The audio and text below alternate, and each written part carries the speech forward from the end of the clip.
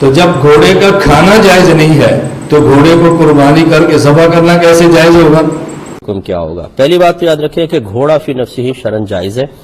इमाम आजम अबू हनीफा रदी अल्लाह तआला अन्हु ने अपने दौर में, चूंकि यह आले जिहाद था, इसलिए इसको मना फरमाया कि अगर लोगों को घोड़ा खाने की इजाजत बाकायदा तौर पर दे दी जाए तो आले जिहाद में किल्लत का सबब बनेगी, लिहाजा मना फरमाया कि घोड़ा ना खाएं। अब चूंकि यह इल्लत खत्म हो चुकी है, लिहाजा अगर घोड़े का गोश्त खाया जाए तो ये कोई खिलाफ शरा नहीं है, कोई हराम नहीं है। इलियास गुम्मन साहब देवबंदी मकतबा फ़िक्र का एक जाना पहचाना नाम है और अक्सर वो फ़िक़्ह हनफी का दिफा करता रहता है। हो सकता है कभी कभार वो कर लेता हो हदीस का दिफा, लेकिन जैसे ही मैंने अक्सर उसकी तकारीर सुनी हैं, वो अक्सर फ़िक़्ह हनफी का दिफा करते हुए अहदीस का रद्द ही करता रहता है। अभी उसकी एक वीडियो मैंने देखी है जिसमें वो घोड़े को हराम करार दे रहा है, अहदीस से साबित कर रहे हैं। अब ऐसे शख्स का क्या कहना जिसको मालूम है और उसने उस तकरीर में बयान की है वो हदीसें जो घोड़े के हलाल होने की, हलाल जानवर होने की हैं, लेकिन इसके बावजूद उसने वो मौजू और ज़ईफ़ रिवायात उनके मुकाबले में बयान कर दी हैं जिनसे वो साबित करना चाहता है कि घोड़ा हराम है।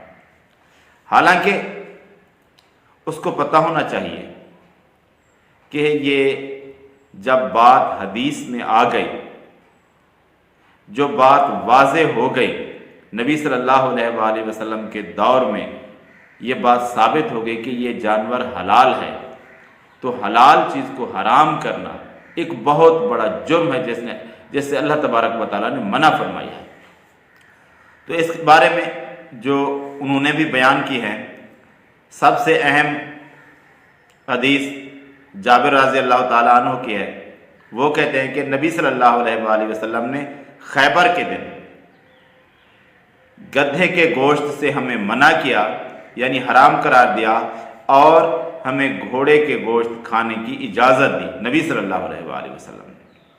और एक दूसरी रिवायत भी बयान कर देता हूँ। अस्मा रज़ी अल्लाह ताला अन्हा नबी सल्लल्लाहु अलैहि वसल्लम की बीवी आयशा रज़ी अल्लाह ताला अन्हा की बड़ी बहन है।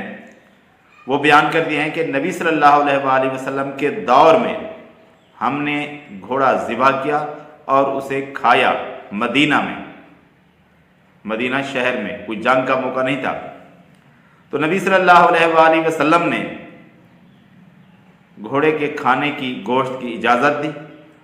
और अस्मा रज़ी अल्लाह ताला अन्हा की हदीस से, रिवायत से साबित होता है कि उन्होंने मदीना में घोड़ा खाया। और इसके खिलाफ ज़ख़ीरा अहदीस में एक भी हदीस सही सनद के साथ मौजूद नहीं जिसमें यह हो कि नबी सल्लल्लाहु अलैहि वसल्लम ने घोड़ा खाने से मना किया हो। अब आप कहेंगे कि घुमन साहब ने तो बयान किए हैं। मैं कहता हूं कि घुमन साहब या कोई और शख्स, ये दारुल उलूम देवबंद है, दारुल उलूम बनोरी टाउन है, या मुफ्ती तकी उस्मानी साहब हैं, किसी से ये किसी साइट पर उनकी दारुल उलूम देवबंद की या बनोरी टाउन की, उसमें ये उनसे ऐलान करवा दें कि घोड़ा फी नफ्स से ही हराम है। और इनकी रिवायात जो इस बारे में मिलती हैं, हुर्मत बारे में, वो सही हैं सारी। 2-3 जो रिवायत ये बयान करते हैं।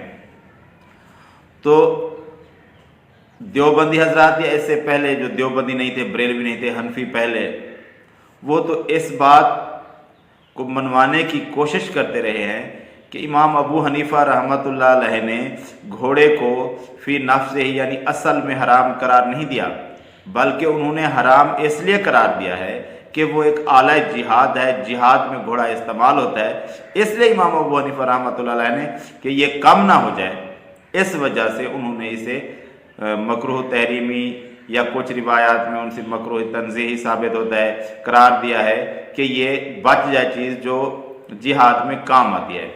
और दुर मुख्तार में है कि इमाम अबू हनीफा रहमतुल्लाह अलैह ने आखिर में इस बात से रुजू कर लिया था, क्योंकि साहिबीन इमाम अबू यूसुफ और इमाम मोहम्मद घोड़े के हलाल होने के कैल है, और वो कहते हैं कि इमाम अबू हनीफा ने भी आखिर में रुजू कर लिया था। एक तो ये बात हो गई।